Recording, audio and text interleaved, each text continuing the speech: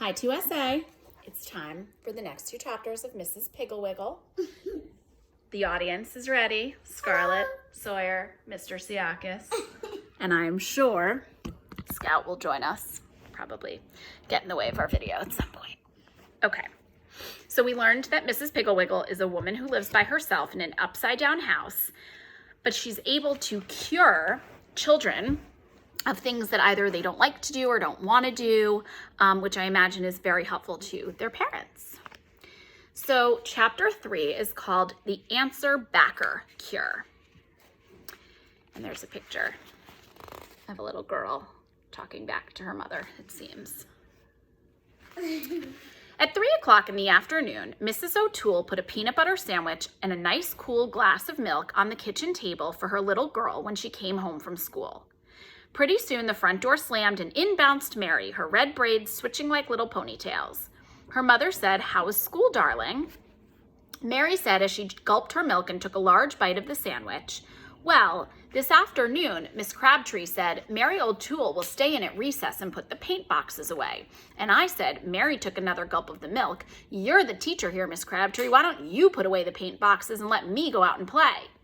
Everybody in the whole room laughed, but mean old Miss Crabtree, and she sent me into the closet. Mary took another large bite and looked up at her mother expectantly to see if she would appreciate how smart she was. However, her mother said, "That was a very rude thing for you to do, Mary, and I am ashamed of you. When you finish your sandwich and milk, you had better go up to your room and stay until dinner. You can concentrate on how rude you were to nice Miss Crabtree."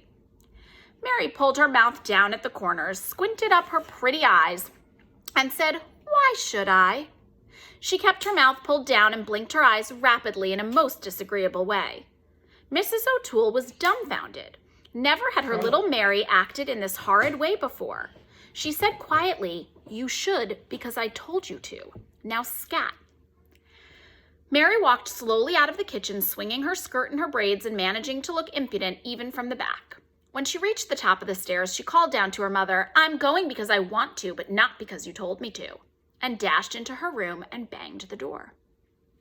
That night at dinner, Mary was quite normal, but after dinner her dad said, "Scoot the dishes off the table, Weon, your mommy's tired." And his dear little Weon, instead of jumping up and doing what she was told, pulled her mouth down until she looked like a sad jack-o'-lantern, squinted up her eyes and said, "I'll do it because I want to, but not because you told me to. Anyway, you eat here, why don't you clear the table?" She blinked her eyes rapidly. Her father looked as though he might be going to give her a spanking, but then he noticed that it was time for the news, so instead he went into his study, turned on the radio, and sat down. Mary did clear off the table and she dried the dishes, but she kept blinking her eyes and muttering. The next morning, her mother said, "Please hurry with your breakfast, Mary. The children are waiting and you'll make them late for school." Mary pulled her mouth down and began blinking. She said, "I'm the one that's eating this breakfast, madame." Mary's mother sighed and said, "If you only knew how unattractive you look when you talk like that, you would stop right now." Mary mumbled something into her mush, then grabbed her sweater and slammed out the front door. Mrs. O'Toole went to the telephone and called her friend Mrs. Ragbag. She said, "Hello, Mrs. Ragbag. Have you noticed any change in Calliope lately?" Mrs. Ragbag said, "Well, no, I can't say I have, Mrs. O'Toole. She seems to be studying hard in school and she eats and sleeps well. Have you noticed anything wrong with her?" Mrs. O'Toole said, "No, it's not Calliope I'm worried about, it's Mary. Yesterday afternoon she came home from school and she seemed perfectly normal and she looked all right, but she told me how very rude she had been in school. I punished her, of course. In fact, I sent her to her room to stay until dinner, but she was rude to me. She was rude to her father, too. I just cannot understand it. I thought perhaps all the children were acting this way." She pulls down her mouth, squints up her eyes, and blinks. She looks ridiculous. Mrs. Ragbag said, "Oh, I am sorry, Mrs. O'Toole, because Mary has always been such a dear little girl. I don't know what to suggest. Why don't you call Mrs. Keystop? You know what a problem her little Chucky is. She should have some ideas." Mrs. O'Toole said, "Thank you very much, Mrs. Ragbag. I'll call Mrs. Keystop right now." So she called Mrs. Keystop, but she wasn't at home, and her housekeeper, Nora, answered the phone. Nora said, "Sure, and Mrs. Keystop ain't home, Mrs. O'Toole, but how is that dear little Mary, the one with the beautiful braids?" Mrs. O'Toole said, "Oh, Nora, that is just why I called. Mary has suddenly become so rude. She answers back and she pulls her mouth down and squints up her eyes and blinks. She started yesterday and I'm so upset. I called to ask Mrs. Keystop if she has ever had similar trouble with Chucky. Daddy. Nora said, sure, and there ain't any trouble she hasn't had with that Chucky. He's so rude he talks back to himself. But I'm thinking you'd best call Mrs. Piggle. That little woman has learned more about children than we'll ever know. She even taught Hubert Prentice to pick up his toys. Now there's a spoiled child. Mrs. O'Toole said, oh, thank you so much, Nora. I should have thought of Mrs. Piggle in the first place. I'll call her right now. Mrs. O'Toole called Mrs. Piggle and said, oh, Mrs. Piggle, I am so worried about my little girl, Mary. Mrs. Piggle said, I know Mary. She has such beautiful red hair and such lovely brown eyes. Mrs. O'Toole said, well, she still has the hair anyway, but her eyes don't look pretty anymore. She squints them up, pulls down her mouth, and then blinks. Mrs. Piggle said, she answers back and is rude, isn't she? Mrs. O'Toole said, yes, she is, but how did you know? I do hope she hasn't been rude to you. Mrs. Piggle said, oh no, Mary is always very polite to me, but I can recognize the answer-backer symptoms. When was she first rude? Yesterday afternoon, right after school. She was rude to dear Miss Crabtree, her teacher, and when I sent her to her room, she made this hideous face and said, I'll do it because I want to, but not because you tell me to. Mrs. Piggle, she walks in such a way that her braids twitch and even her back looks rude. Mrs. Piggle said, don't worry so, Mrs. O'Toole. Some of the most charming children I know were once answer-backers. Fortunately, Mary has only just begun, so she can be cured in no time at all. You drop by here after lunch, and I will give you Penelope Parrot to keep for a while. Mrs. Garrison has been using Penelope, but she has had her for a month now, and Gary should be cured by this time. Now, don't worry, Mrs. O'Toole. Penelope is a cure for even the most stubborn cases of answer-backishness. Mrs. O'Toole hung up the phone, and she felt much better. Right after lunch, she went down to Mrs. Piggle's house and got Penelope. Penelope Parrot was a large, cross-looking green bird who blinked rapidly. Mrs. Piggle said as she handed the cage to Mrs. O'Toole, fortunately for you, Penelope will only talk to children. During the walk home from Mrs. Piggle's house, Penelope was quiet in a very cross, blinky-eyed sort of way, and when Mrs. O'Toole hung her cage in the kitchen, she hunched down and put her head under her wing. But when Mary came in from school, Penelope woke up and began preening her feathers. Mary was delighted with Penelope. She said, oh, Mother, I've always wanted a parrot. Do you think she can talk? Mrs. O'Toole said she hasn't said a word since I brought her home, but I was told that she speaks only to children. Mary said, where did you get her, Mother? Is she for me? May I have her in my room for my very own? Her mother said, I am keeping her for a friend of mine, but when you play in your room, you may hang her cage by the window. Mary brought her milk and cookies over by Penelope's cage and was very surprised when Penelope blinked and said rudely, give me a bite, pig. Mary broke off a piece of the cookie and poked it through the bars of the cage. Penelope snatched it and said, thanks, pig. Mary turned to her mother. She's certainly not very polite, is she? Her mother said, perhaps she has only been around rude people. After all, she's only a parrot and repeats what she hears. Penelope blinked her eyes and said, oh yeah, oh yeah, oh yeah? Mrs. O'Toole looked a little shocked, but Mary laughed and said, may I bring the children in to see her, Mother, may I? Before Mrs. O'Toole could answer, Penelope began hopping up and down, blinking and yelling. Say, are you the boss around here? Are you the boss around here? Are you the boss around here? Mary's mother said, I am the boss around here, Penelope, and if you are not more courteous, I'll put a cloth over your cage. Penelope blinked and muttered. Mary bounced up and down excitedly. What will that do, Mother? What will that do to Penelope? Mrs. O'Toole said if I put a cloth over her cage, she will think that it is night and go to sleep. Penelope squawked, I'll do it because I want to, not because you tell me to. Mary was certainly surprised at that because she thought that she had made up that brilliant remark. She didn't dare to look at her mother, so she put on her sweater and went out to find her playmates. Pretty soon she came back with 5 little friends, and they spent the afternoon standing around Penelope's cage and laughing at her rude remarks. This worried Mrs. O'Toole. If Mary thought Penelope was so amusing, then perhaps she would imitate her and become ruder than ever. So she called Mrs. Piggle. She said in a low voice so the children in the kitchen could not hear, Mrs. Piggle, I'm rather worried because although Penelope is very rude to the children, they don't mind at all. Mary thinks she's funny and laughs at everything she says. Mrs. Piggle said, just remember, Mrs. O'Toole, that this is only the first day with Penelope. Let Mary be with her as much as she wishes. Keep Penelope's cage in the breakfast nook when Mary eats her lunch and breakfast and in the dining room at night. Hang her cage in Mary's bedroom when she goes up there to play and have Penelope sleep in Mary's room. I am sure that you do not have to worry. Penelope has never failed me. Mrs. O'Toole said, all right, Mrs. Piggle, I'll do just as you say. Goodbye. Just before dinner, Mrs. O'Toole said to Mary, Mary, dear, send your little friends home now. It is time for you to set the table. Mary turned to her mother and began pulling down her mouth, squinting her eyes and blinking, but before she could say a word, Penelope yelled out, "Say, who's the boss around here? Who's the boss around here? Who's the boss anyway?" Mary's mother quickly put a cloth over her cage, politely asked the children to leave, and sent Mary in to set the table. When Mr. O'Toole came home from the office, she took the cover off again to show him the parrot, and then she hung Penelope in the dining room window. After dinner, Mary's dad said, "Up on your toes, Miss Molly O'Toole, and scoot the dishes out to the kitchen." Mary pulled down her mouth, squinted up her eyes, blinked her eyes, but Penelope said, "What am I, a servant? Work, work, work. What am I, a servant? Say, who's the boss around here?"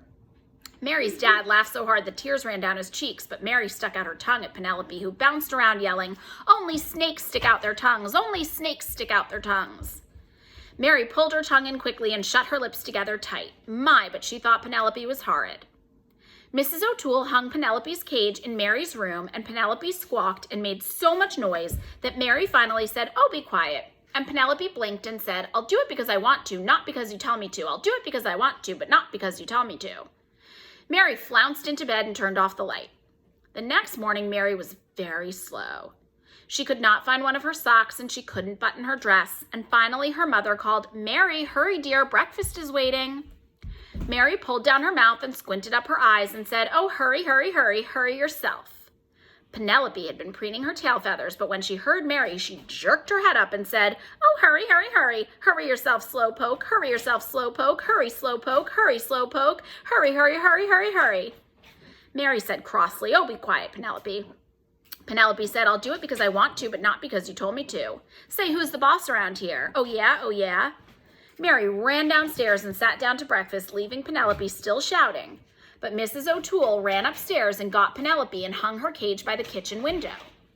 When the children called for Mary and Mrs. O'Toole said, "Hurry, dear, you'll make your friends late for school," Mary pulled down her mouth and squinted up her eyes and blinked, but before she could say a word, Penelope squawked, "I'm the one who's eating this breakfast, madame. Hurry, hurry, hurry, that's all I hear. Hurry yourself, slowpoke." And here's a picture of Mary starting to get a little frustrated by crazy Penelope. Mary was ashamed to look at her mother, so she rushed off without kissing her goodbye. Penelope yelled after her, "Hurry, slowpoke, bell's ringing." When Mary came home from school that afternoon, she kissed her mother and said, "Mother, I apologized to Miss Crabtree today, and she said that next week I may be monitor for the scissors." Penelope yelled, "Who said so? Who said so? Who said so? Who's the boss? Who's the boss?" Mary turned to Penelope and said, "You are a very rude bird. If you don't hush right now, I will put the cloth over your cage." Penelope blinked and said, "Hush, hush, hush. That's all I hear. I'll do it because I want to, but not because you tell me to. Who's the boss around here anyway?" Mary's mother said, "I am the boss, and I think it's time you went home, Penelope. Mary, would you like to return Penelope to Mrs. Piggle?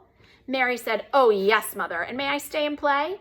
Mrs. O'Toole said, "I think you'd better come home and practice. Your music lesson is tomorrow, you know." Mary started to draw down her mouth, squint up her eyes, and blink, but suddenly she looked at Penelope, and so she turned up her mouth, opened her eyes, and smiled. She said, "All right, mother, I'll come home right after I return that rude Penelope." And that's the end of the chapter. So she's another child cured. Chapter 4 is called The Selfishness Cure. And here's a picture of a child who looks like they don't want to share. Rick Thompson was certainly a nice-looking boy, but he was smart in school, and behaved well at the table. But whenever his name was mentioned, people said, poor Mrs. Thompson, she has such a problem. Whatever will she do with that child?" I guess that you would feel simply dreadful if people said a thing like that when your name was mentioned, but Rick didn't. You see, Rick Thompson was a selfish, greedy boy, and he cared more about being a selfish, greedy boy than about what people said. When children came over to his house to play, Rick said, "Don't touch that. That's mine. You can't play with that. That's mine. Put down my ball. Take off my skates."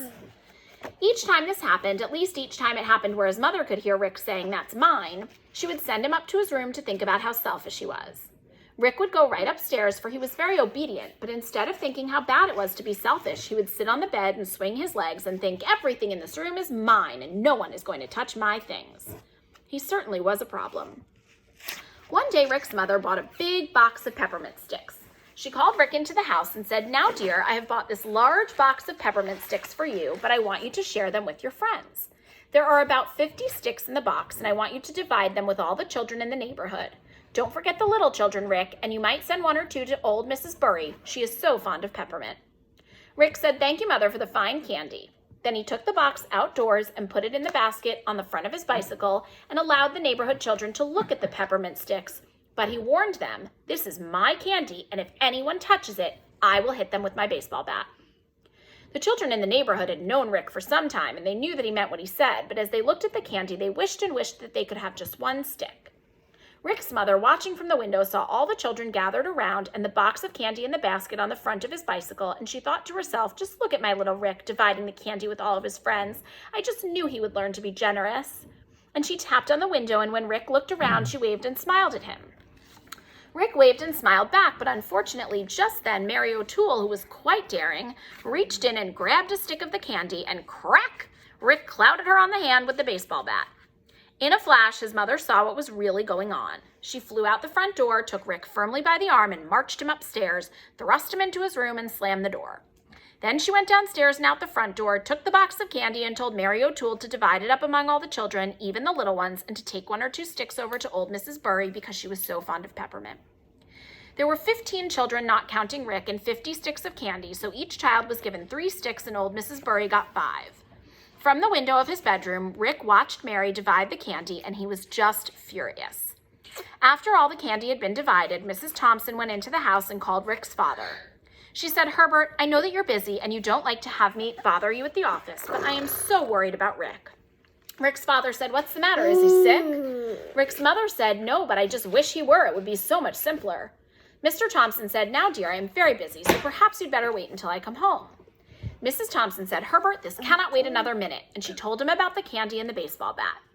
Mr. Thompson said, "Tell him that you are going to give him something that he can keep all to himself.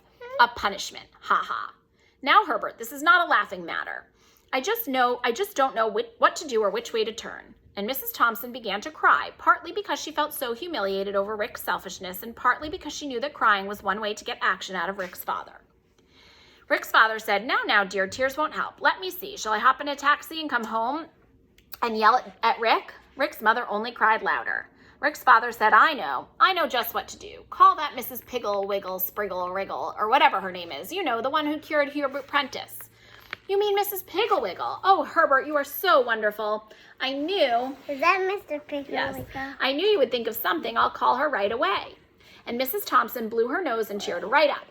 Mothers always do cheer up when they think of Mrs. Piggle Wiggle because she knows so much about children. After all, she has had about 1,000 little boys and girls come to her house to pull taffy, play checkers, bake cookies, drink tea, and dig for the pirate gold buried in her backyard. And so she has had plenty of opportunity to learn about childish ailments and the cures for them. She was certainly the person to ask about Rick, the selfish boy. And so Mrs. Thompson telephoned her. She said, "Hello, Mrs. Piggle Wiggle. This is Mrs. Thompson, Rick's mother." Mrs. Piggle Wiggle said, "Hello, Mrs. Thompson. I have rather expected you to call." "Shh, stop." Mrs. Thompson said, "You have? Why?" "Because I know Rick very well," said Mrs. Piggle Wiggle, "and although he is a dear little boy and the most well-mannered child who comes to visit me, never once forgetting to say thank you and please, he is very selfish." "Oh, I know he is, said Mrs. Thompson, almost crying because she was so ashamed that Mrs. Piggle Wiggle should know how selfish Rick was. Mrs. Piggle Wiggle said, "Now, Mrs. Thompson, do not feel sad. Selfishness and greediness are just like measles and chicken pox and can be cured very easily, but we must start now before another day passes, because Rick is such a nice little boy and we want everyone to like him as we do." "Oh, do you like him in spite of his selfishness?" asked Rick's mother. "Of course I do," said Mrs. Piggle Wiggle. "I love all children, but it distresses me when I see a child who has a disease like selfishness or answer-backism or won't put away toyitis, and his parents don't do a thing to cure him." "But I want to cure him," said his mother. "I will do anything to cure him." Mrs. Piggle Wiggle said, "The selfishness cure is really very simple, but the rules must be followed very strictly.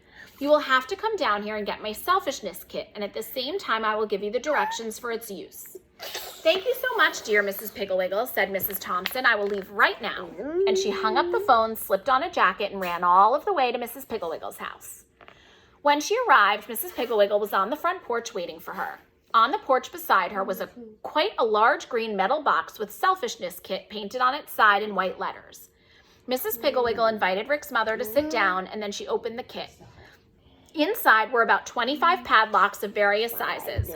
There were great big ones about the size of apples, down to little tiny ones not much larger than a penny. Also, there were screws and a screwdriver, a box of cloth labels, a box of blank labels, a small can of white paint, a small can of black paint, a small paintbrush, and a pastry bag. This is a large bag with a nozzle on the end, which, when filled with frosting, can be squeezed and the frosting comes out the end like toothpaste and can be formed into words. Mrs. Piggle said, "Mrs. Thompson, these padlocks are for Rick's drawers, his closets, his toy chest, his bicycle, his bedroom door, his nightstand, and his toothbrush. As soon as you get home, put the padlocks on everything he owns and give him the keys. This is to assure him that he and he alone can touch his things. The name labels are to be sewn in all of his clothes, and the gun stickers are to be put in all of his books, even his school books, notebooks, pencil boxes, and are to be pasted on his ruler, crayons, and paints. On each sticker, print in large letters with this black paint, Rick's book don't touch, Rick's notebook don't touch, and so forth. On every toy he owns, you must paint in either black or white paint. Rick's ball, don't touch, or Rick's bat, don't touch. Put the name of the toy first and then don't touch. The pastry bag is to be filled with simple white frosting and used to mark Rick's sandwiches, his fruit, his cookies, and his plate for each meal. That's all there is to it. I expect you will be returning the selfishness kit before a week has passed." Mrs. Thompson said, "I do hope so, Mrs. Piggle. Are you sure it will work? It has cured hundreds of other children, and I see no reason why it should not cure Rick. A week or even less, I should say." Mrs. Thompson thanked Mrs. Piggle very much, and then lugging the kit, she walked home. As soon as she hung up her jacket, she began sewing the labels in all of Rick's clothes. He asked her what she was doing, and when she showed him, he was as happy as can be. "Boy, that will just show people who owns my clothes," he said proudly. Mrs. Thompson did not answer, but continued to put the labels on every single stitch of his clothing, including his socks and his handkerchiefs. Then she opened the kit and took out the tiniest padlock. She fastened Rick's toothbrush to the toothbrush rack with the little padlock, snapped it shut, and handed the key, which was not much bigger than a pin, to Rick. "You had better find a ring to hold your keys," she said. "You are going to have about 25 of them." "Boy, that's just wonderful," Rick said, fondling the tiny key and thinking, "That's my toothbrush, and now nobody but me can touch it." He was very happy. When dinner time came, Mrs. Thompson closed the selfishness kit and took it downstairs to show Rick's father. She told him about Mrs. Piggle, and he patted her on the back and said that he was sure everything was going to be all right and where was the evening paper.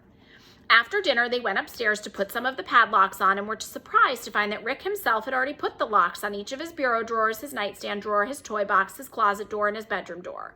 He had also put stickers on the covers of all of his books, notebooks, coloring books, crayon, and colored pencil boxes. And on the stickers, he had printed in black paint, "Rick's book, don't touch. Rick's notebook, don't touch. Rick's crayons, don't touch. Rick's pencil box, don't touch." He was very proud and asked his father if he didn't think he printed well. And here's a picture of Rick's room with all these labels. There's even labels on his mother and father. His father said, "You should be able to print well. You've certainly practiced enough." And he looked disgustedly around the room at the stickers which labeled everything. "Rick's brush, don't touch. Rick's comb, don't touch. Rick's window blind, don't touch." He turned to Rick's mother and said, "Perhaps we should wear stickers. Rick's mother don't touch. Rick's father don't touch. I'll bet he'll wear monogrammed underwear when he grows up." Mrs. Thompson said, "Oh, I hope not, Herbert." Rick said, "Come on, Mom and Dad, let's mark all the rest of my stuff." And so they worked until 8:30, marking Rick's bicycle, his baseball, his bat, his pitcher's glove, his catcher's glove, his toolbox, his roller skates, his lunchbox, his rubber boots, his raincoat. They even painted Rick's dog, Don't Touch, on Rover's collar. When they had finished and it was time for Rick to go to bed, he kissed his mother and said goodnight to his father and went happily up the stairs, his ring of keys jingling from his belt. Mr. Thompson sank down into a chair. "I trust that Mrs. Piggle knows what she's doing," he said, "because if this cure should not work on our son, he is going to be the most loathsome boy in the whole world." Mrs. Thompson said, "Oh no, dear, not in the whole world." The next morning, they heard Rick clicking up and snapping at his padlocks long before they were up. He was a little late coming downstairs because it took time to padlock all of his drawers, his closet door, and the door of his room, but he was very happy, and his mother noticed that he had pinned one of the name labels on the outside of his sweater. While he was eating his breakfast marked Rick's breakfast don't touch, his mother marked his sandwiches, Rick's sandwiches don't touch, and his apple, Rick's apple don't touch, and his cookies, Rick's cookies don't touch. His lunchbox had already been marked Rick's lunchbox don't touch. After breakfast, Rick put the lunchbox in the basket on his bicycle and noticed proudly the large sign hanging from the crossbar, Rick's bicycle don't touch. At school, the children paid little attention to the sign on his bicycle, but when he opened his lunchbox and took out the sandwiches marked Rick's sandwiches don't touch, and the apple marked Rick's apple don't touch, and the cookies marked Rick's cookies don't touch, everyone laughed and wanted to see them, and in the resulting crowding and pushing, one of the sandwiches was dropped and stepped on, and some of the big boys grabbed the apple and tossed it in the air just above Rick's head, shouting, "Throw me Rick's apple! Oh, look, I dropped Rick's apple. I wonder if Rick's apple will bounce." When they finally gave Rick his apple, it was bruised and very dirty. In math that afternoon, Bobby Slater across the aisle asked Rick for his ruler, and when he saw the label, Rick's ruler don't touch, he began to laugh and reached over and snatched the ruler off Rick's desk and passed it to Kenny Hatch, who laughed and passed it to the girl in front of him, and finally Miss Crabtree had to come down and get it. When she saw the sign, she laughed too, but she gave the ruler back to Rick. After school, the boys decided to play baseball in the vacant lot by Rick's house. But when Rick brought out his bat and ball and mitt, the boys saw Rick's ball don't touch, Rick's bat don't touch, and they said, "We can't touch anything, so let's go home." And they did. Rick went up to his room to play, but he found that somewhere during the day he had lost the key to his closet and that he had locked the key to his toy chest in the chest. And so he went down and sat on the front porch and listened to the shouts of the children playing in Hubert Prentice's yard. The next morning at school during recess, nobody would play with him, and the little girls followed him and laughed. When they marched into school, the children pointed and laughed, and Miss Crabtree came down to see what the trouble was, and she almost laughed herself when she saw the sign someone had pinned on the back of his sweater. It said, "This is Rick, don't touch." At lunchtime, the children crowded around to watch him take his sandwiches out, and one little girl said, "He's so selfish and greedy, he has his sandwiches marked so he can't share them." Then the children danced around him and chanted, "Rick's sandwich, don't touch. Rick's apple, don't touch. Rick's lunchbox, don't touch." Finally, Rick took his lunchbox out and put it in the basket on his bicycle, but the children followed him, and seeing the big sign, "Rick's bicycle don't touch," they yelled and laughed and sang, "Rick's don't touch, Rick's don't touch." After school, Rick hurried home, but he had lost the key to his room, so he went down to the basement to play with his toolbox. But every time he saw the large white sign, "Rick's toolbox don't touch," he thought of school and the lunchbox, and he remembered how the children laughed and jeered, and he was ashamed. At dinner, when his mother brought him his plate marked "Rick's dinner don't touch," he said, "Oh, why'd you have to mark my plate? I don't care which one I get." Mrs. Thompson looked significantly at Mr. Thompson and said, "All right, Rick, we won't mark your plate if you will share your dessert with Rover." Rick thought for a few minutes, and then he carefully broke his chocolate cake into 2 equal pieces and gave one to Rover, who gulped it down and looked grateful. After dinner, Rick told his father he had lost the keys to his room in the closet, and so his father took off the padlocks on those doors and on the toy box. Rick said, "Don't put them back, Dad. I don't care who goes into my room or gets into my stuff." The next morning, Rick got up early and scraped the Rick's lunchbox don't touch from his lunchbox and took the sign off his bicycle. Then he went in to his mother and said, "Mom, please don't mark my sandwiches. Please don't mark any of my stuff, Mom." Mrs. Thompson said, "All right, Rick, I only did it to protect you." Rick said, "I don't care who gets my lunch, just don't mark it." At noon, all the children gathered around Rick, but neither his sandwiches nor his apple nor his lunchbox were marked, so they rushed out to see his bicycle, but there was no sign on it, so they sat down and ate their lunches. Right after school that night, Rick hurried home and scraped the marking off his ball and bat and mitts, and then he walked up to where the children were playing and tossing the ball and bat and mitts down beside the catcher. He said, "Do you want to use these?" "I don't care," and he went back to his own house. In a little while, Mary O'Toole rang the doorbell and asked Mrs. Thompson if Rick could come out and play. Mrs. Thompson said he'd love to, Mary, but first he must return something to Mrs. Piggle. Mary said, "Tell him to come over to the lot when he gets back, and here are some keys he lost." Mrs. Thompson said, "Thank you for the keys, dear, but thank goodness they belong to Mrs. Piggle, not to Rick." She took the keys of the big padlocks and the tiny padlock up to Rick, who was in his room, busily packing Mrs. Piggle's selfishness kit.